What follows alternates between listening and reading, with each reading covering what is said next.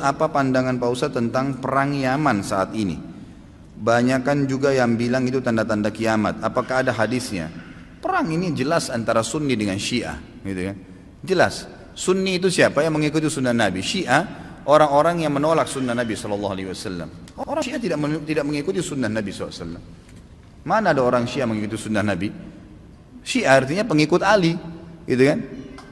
Saya sangat yakin secara pribadi, teman-teman kita semoga Allah berikan hidayah yang Syiah di Indonesia tidak faham Syiah itu apa. Kebanyakan mereka tidak tahu itu Syiah. Kalau mereka tahu Syiah, mereka ke Iran dan mereka pelajari benar-benar, itu mereka tidak mau jadi orang Syiah. Saya punya teman-teman, waktu saya di Jakarta ini ada orang-orang asli dari sana. Ya, orang-orang Arab dari Irak dan dari Iran asli dari sana, dan mereka memang Syiah dasarnya, pernah duduk sama saya bersama-sama. Jadi mereka itu heran dengan Syiah di Indonesia. Bahasa mereka itu, ini Syiah di Indonesia, ini Syiah dari mana, dia bilang. Kalau yang kami tahunya memang Ali itu Nabi, bahasanya begitu sampai terang-terangan. Yang kami tahu itu Ali itu Nabi. Mereka berkeyakinan kalau Syiah yang sebenarnya itu adalah mereka berkeyakinan kalau guntur, kalau petir, kalau apa itu tuh cambuknya Ali, suaranya Ali lagi marah. Memang begitu. Dan hampir semua Syiah sepakat Al-Quran itu, kalau saya katakan semuanya sepakat, Quran kita ini kurang. Ya? Dan mereka punya lafaz-lafaz ayat-ayat Al-Quran yang dimasukkan namanya Ali di situ. Yang tidak pernah ada dalam Al-Quran, tidak pernah turun. Allah mengatakan dalam Al-Quran, Inna nazzalna dzikra wa inna lahu lahafidhun. Kami turunkan Quran dan kami akan menjaganya. Mereka tidak mengatakan tidak, ada 19 juz yang tersembunyi. Tapi kalau Anda bergabung sama orang-orang Syiah dan mengatakan bahwasanya saya saya melihat Syiah itu begini, katanya Quran kurang, dia bilang tidak. Umumnya karena mereka masih menggunakan sistem taqiyah. Coba lihat apa yang terjadi pada saat Syiah sudah mulai berkuasa. Anda harus faham ya, orang-orang Syiah menganggap Anda semua ini ahli sunnah kafir, dalahnya halal. Mau lihat buktinya? Apa yang mereka lakukan di Irak? Mereka menggantung Saddam, membunuh umat Islam ribuan di Irak. Semua yang berpaham sunni dihancurin, dibunuh. Dan bukan cuma dibunuh, masjidnya dirusak. Coba kita balik kasusnya. Adakah orang sunni yang membakar masjidnya orang Syiah? Adakah orang Sunni yang memukul orang Syiah? Gak pernah. Kecuali kalau dia diserang ya, gak pernah. Tetangga di Madinah itu, saya tahu 7 tahun saya tinggal di Madinah, ada penduduk asli Madinah yang orang-orang Syiah, gak pernah digangguin tuh. Sama pemerintah Saudi dikasih warga negara, dikasih fasilitas, coba didakwai. Tapi kalau orang Syiah berbeda, kapan mereka berkuasa pastikan darah antum halal. Emang sudah begitu. Di Irak itu bukti. Di Syria itu 225.000 orang Sunni dibunuh karena mereka anggap itu ibadah. Ini bukan main-main ini, gitu kan? Bukan main-main. Dan mereka pada saat melihat di dua negara ini berhasil di Irak. Irak sekarang itu cuma kedoknya namanya Irak, tapi dia sudah bagian dari Iran. Ya, sudah bagian dari Iran. Kemudian mereka berhasil lagi di Syria. Sampai sekarang Bashar belum berhasil dikalahkan oleh pasukan mujahidin di sana. Mereka masuk lagi ke Yaman. Yaman itu sudah mendekati, sudah masuk ke Jazirah Arab. Pada saat mereka masuk ke Yaman, mereka melakukan hal yang sama. Mereka sebarkan isu, subhanallah, di Indonesia hari-hari sekarang ini mereka lakukan hal yang sama. Apa yang mereka lakukan? Lemparin isu ke pemerintah Yaman waktu itu, kalau orang-orang yang berfaham Sunni ini teroris, fahamnya radikal, keras, dan seterusnya. Seperti itu. Lalu pemerintahnya buat apa? Bersama-sama dengan kelompok Syiah ini untuk menyerang ahli sunnah. Itu yang terjadi. Pemerintahnya nggak sadar, gitu kan? Pemerintahnya nggak sadar. Setelah orang-orang Sunni, dai-dainya banyak yang ditangkapi, gitu kan? Apa yang terjadi? Pasukannya orang-orang Syiah menguasai pemerintahan dan akhirnya menguasai pemerintahan itu. Itu yang terjadi. Bismillahirrahmanirrahim. Assalamualaikum warahmatullahi wabarakatuh. Kali ini saya ingin memberikan penjelasan yang singkat terkait satu pertanyaan yang barangkali sering disalahpahami oleh sebagian dari saudara-saudara kita yang beraliran Salafi Wahabi. Jadi saya cukup sering menyimak tuduhan baik kepada diri saya sendiri maupun kepada orang lain terkait orang-orang yang berbeda pendapat dengan mereka dengan tuduhan Syiah. Saya ini belajar di Al-Azhar hampir 9 tahun. Al-Azhar mengajarkan akidah Sunni Asy'ari. Saya pulang ke Indonesia mengajarkan akidah Ahlus Sunnah wal Jamaah, menulis buku tentang akidah Ahlus Sunnah wal Jamaah, waktu S2 di Al-Azhar menulis tesis tentang buku Akidah Ahlus Sunnah wal Jamaah, kitab Jawharatut Tauhid. Meski demikian, saya masih dituduh sebagai orang Syiah. Bahkan saya pernah dibatalkan jadwal ceramah saya oleh satu masjid secara resmi bahkan. Dan salah satu pertimbangannya katanya karena saya terindikasi beraliran Syiah. Beberapa foto-foto saya yang lama, foto di mana saya berziarah ke makam Sayyidina Hussein, ke makam Sayyidah Zainab, ke makam Imam Suyuti, dituduh sebagai indikasi bahwa saya beraliran Syiah. Saudara-saudara sekalian, kita itu harus tahu sebelum kita melayangkan satu sebutan kepada satu orang atau satu kelompok, kita harus tahu apa sih makna atau definisi dari kelompok itu. Syiah itu apa sebetulnya? Apakah kalau orang membaca buku Syiah dan mengambil manfaat dari buku Syiah itu otomatis menjadi bagian dari Syiah? Apakah kalau orang mencintai Ahlul Bait, mencintai Imam Ali, mencintai Sayyidina Hussein, itu otomatis menjadikan dia Syiah? Apakah kalau orang berziarah ke makam tokoh-tokoh yang dihormati dalam ajaran Syiah seperti Imam Ali dan Sayyidina Hussein, otomatis menjadi Syiah? Tentu saja tidak. Kenapa saya katakan demikian? Ayo sama-sama kita belajar merujuk pada referensi-referensi yang otoritatif. Syiah itu siapa sih sebetulnya? Nah, dari sini kita bisa tahu nanti kapan seseorang bisa dikatakan Syiah, ya. Syiah itu secara kebahasaan artinya kelompok. Oke. Secara istilah, apa itu istilah Syiah? Apa maksud dari istilah Syiah? Saya bacakan sekarang dari kitab Al-Milal wan Nihal. Ini salah satu kitab klasik yang membahas tentang sejarah sekte-sekte Islam. Dipakai di mana-mana. Imam Syahrastani, ini ulama Ahlus Sunnah wal Jamaah yang nulis. Kalau saya mengutip kutipan orang Syiah, barangkali nanti ada yang bilang, wah itu mah orang Syiahnya yang bilang begitu, nggak ngaku. Mana bisa kita percaya kalau pengakuan dari orang Syiah sendiri? Ya udah, saya kutipkan dari ulama Ahlus Sunnah wal Jamaah. Mereka memahami Syiah itu apa? Dengarkan baik-baik kata Imam Syahrastani. Di halaman 161 cetakan Maktabah Iman, ya. Asy-Syiah humul ladina syaya'u Aliyan radhiyallahu anhu. Syiah itu adalah kelompok yang mendukung Sayyidina Ali bin Abi Thalib. Alal khusus, secara khusus. Apakah berhenti sampai di situ? Kalau mendukung Sayyidina Ali, apakah harus menjadikan dia Syiah? Belum selesai definisinya. Waqalu, dan berkata atau berpandangan atau meyakini bi imamatihi, meyakini keimamahannya. Maksudnya apa? Mereka ini orang Syiah percaya betul bahwa imam atau pemimpin yang hak setelah sepeninggal Rasulullah SAW itu adalah Sayyidina Ali bin Abi Thalib. Ahlus Sunnah wal Jamaah mengatakan Abu Bakar As-Siddiq, kemudian Umar, kemudian Utsman, kemudian Sayyidina Ali. Orang Syiah mengatakan enggak, yang berhak itu Sayyidina Ali bin Abi Thalib. Qalu bi imamatihi wa khilafatihi nassan wa wasiyatan. Jadi orang Syiah itu meyakini bahwa imam atau khalifah yang berhak setelah Rasulullah itu adalah Sayyidina Ali bin Abi Thalib. Dan mereka menjadikannya sebagai pokok agama, sebagai usuluddin. Jadi orang Syiah itu salah satu akidahnya, mereka meyakini bahwa imamah itu bagian dari pokok agama. Setelah Rasulullah meninggal itu, dalam keyakinan orang Syiah, Rasulullah itu berwasiat. Bahkan sebagian mereka mengatakan secara tekstual, Rasulullah berwasiat nassan wasiatan imma jaliyan wa imma khafiyan, baik secara tegas maupun secara samar-samar. Yang jelas dalam keyakinan orang Syiah, pemimpin yang hak itu adalah Ali bin Abi Thalib, bukan Abu Bakar, bukan Umar dan lain-lain. Wa ataqadu annal imama la takhruj min auladihi, dan mereka juga meyakini bahwa kepemimpinan itu tidak keluar dari anak cucu keturunannya Sayyidina Ali bin Abi Thalib. Makanya mereka percaya Syiah yang sekarang ada di Iran itu kan Syiah Ithna Asyriyah, karena mereka percaya pada 12 imam. Dan mereka meyakini bahwa mereka itu adalah sosok yang maksum, terjaga dari dosa-dosa. Karena mereka adalah pewaris Nabi. Imam yang hak setelah Nabi, Sayyidina Ali, disusul dengan anak cucu keturunannya. Wa in kharajat fabidhulmin yakunu min ghairiha aw bitaqiyati min indihi. Jelas ya? Jadi, orang Syiah itu, kalau mau tahu apa akidah pokoknya diantaranya, mereka meyakini bahwa imamah yang hak itu setelah sepeninggal Rasulullah adalah Sayyidina Ali bin Abi Thalib. Apakah saya mengimani itu? Tidak. Untuk Anda mengatakan saya Syiah, Anda harus bisa membuktikan bahwa saya meyakini bahwa imam yang berhak setelah Rasulullah adalah Ali bin Abi Thalib, Sayyidina Ali bin Abi Thalib. Kemudian imamah itu diwariskan kepada anak cucu keturunannya.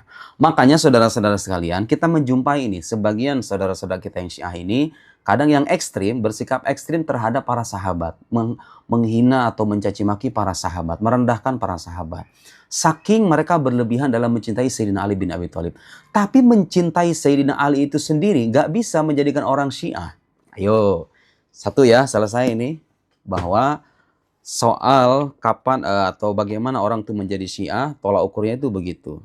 Dia meyakini imam sebagai usuluddin atau bukan? Kalau tidak ya bukan Syiah dong. Orang Al-Azhar gak mungkin meyakini itu. Al-Azhar mengajarkan akidah Ahlussunnah wal Jamaah. Saya tadi mengatakan kalau orang hanya sebatas cinta kepada Ahlul Bait, berziarah misalnya, atau mencintai Sayyidina Ali, mencintai Imam Hussein, atau misalnya membaca buku-buku Syiah, kemudian yang sesatnya ditinggalin, yang manfaatnya diambil. Dan saya kira ini sikap orang terdidik di mana-mana. Orang terdidik itu bisa melihat madu di atas tumpukan racun. Maksudnya betapapun Syiah ini menyimpan ajaran-ajaran yang menyimpang, selama ada hal yang positif, misalnya dalam kajian filsafat, dalam kajian logika, selama tidak bertangga dengan akidah Ahlussunnah wal Jamaah, kemudian berikan manfaat dalam mengokohkan pemikiran kita, dalam membantah pikiran-pikiran yang menyimpang, dan banyak tokoh-tokoh yang begitu. Ada Mullah Sadra, ada Bakr Sadar, ada Murtada Mutahhari, Ali Syariati, dan lain-lain. Tidak semua pikiran mereka harus kita amini, tapi kalau ada yang positif kita ambil untuk memperkokoh benteng keyakinan kita. Apa jadi masalah? Apakah dengan atas demikian kita menjadi Syiah? Ya tidak dong. Yang menarik saudara-saudara sekalian, ternyata tuduhan Syiah kepada para ulama itu sudah berlangsung sejak lama. Imam Syafi'i sendiri pernah dituduh sebagai Syiah beliau itu. Kebayang gak itu? Imam Ahlussunnah wal Jamaah dalam mazhab fiqih pernah dituduh sebagai Syiah. Manaqib al-Imam Asy-Syafi'i karangan Imam Fakhruddin Ar-Razi, ulama Ahlussunnah wal Jamaah juga. Ini bait syair yang terkenal yang dinisbatkan kepada Imam Syafi'i. Dengarkan baik-baik. Di halaman 140 Manaqib al-Imam Syafi'i cetakan Maktabah Al-Kulliyat Al-Azhariyah. Ada syair yang ya beberapa baris, begitu saya bacakan baris yang terakhir aja biar lebih singkat. In kana rafdan hubbu ali Muhammadi falyashhadi thaqalan anni rafidi. Kalau seandainya, lihat pernyataan kalau. Kalau itu pengandaian, ya, bukan berarti artinya mengafirmasi dan menegaskan. Kalau itu pengandaian. Kalau seandainya mencintai keluarga Nabi Muhammad sallallahu alaihi wasallam, Imam Ali, Sayyidah Fatimah, Sayyidina Hussein, Sayyidina Hasan, kalau seandainya mencintai mereka itu menjadikan aku sebagai Syiah, itu terjemahan bebasnya. Rafdhan itu dari kata Rafidah. Rafidah itu sebutan untuk orang Syiah. Kalau seandainya mencintai keluarga Nabi Muhammad itu menjadikan aku sebagai Syiah, kata Imam Syafi'i, falyashhadi thaqalan, bersaksilah manusia dan jin bahwa aku adalah seorang Syiah. Anni Rafidi, aku adalah seorang Rafidah. Aku adalah seorang Syiah Rafidi.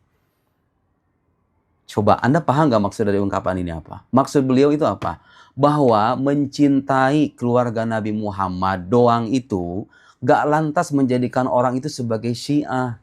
Tahu Imam Syafi'i juga. Jadi beliau pernah dituduh sebagai Syiah karena mungkin punya pujian-pujian terhadap Ahlul Bait. Beliau menjawab itu, oke, kalau seandainya memang mencintai keluarga Nabi Muhammad itu dituduh sebagai Syiah, ya sudah, ketahuilah bahwa aku adalah seorang Syiah. Ya beliau mengatakan aku adalah seorang Syiah itu kalau memang Syiah itu tolak ukurnya adalah mencintai keluarga Nabi Muhammad.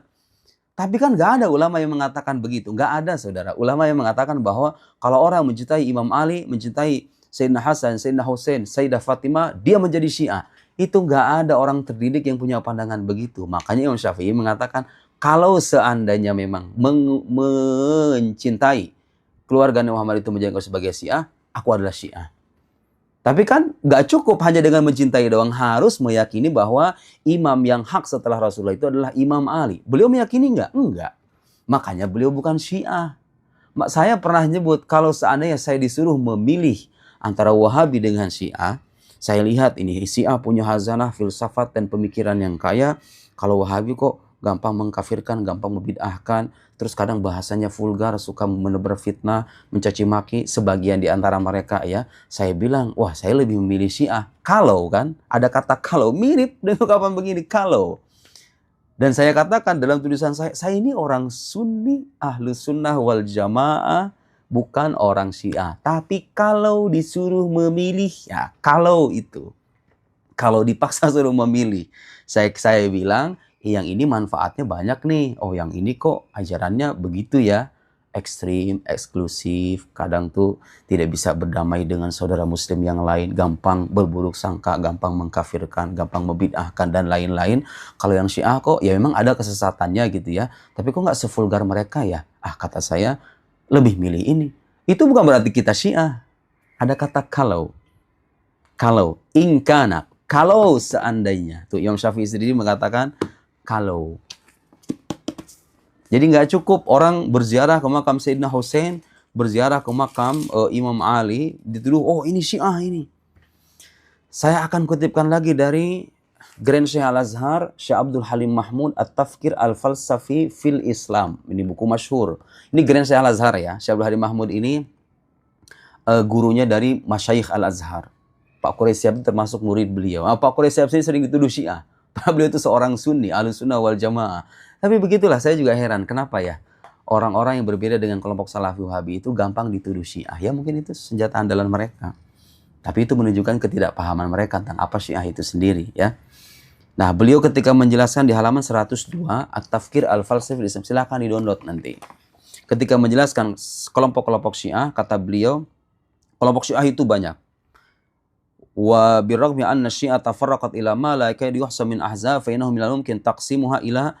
Kata beliau, meskipun kelompok Syiah itu banyak variannya gitu ya, sektor-sektornya banyak, tapi bisa kita bagi ke dalam 4 kelompok, kata beliau. Pertama, gulah, kelompok Syiah yang ekstrim.